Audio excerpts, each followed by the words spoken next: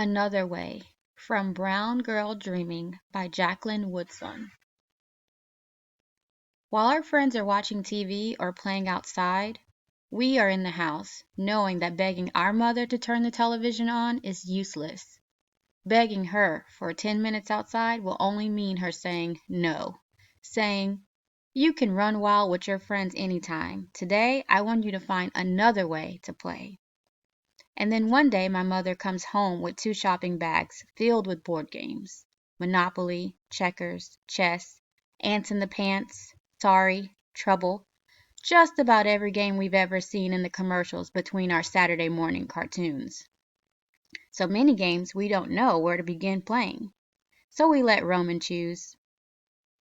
And he chooses trouble because he likes the sound the die makes when it pops inside its plastic bubble. And for days and days it's Christmas in November.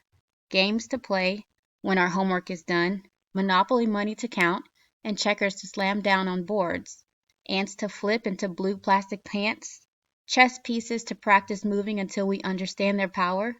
And when we don't, Roman and I argue that there's another way to play, called our way. But Hope and Dale tell us that we're too immature to even begin to understand, then bend over the chessboard in silence, each becoming the next chess champ of the house, depending on the day and the way the game is played.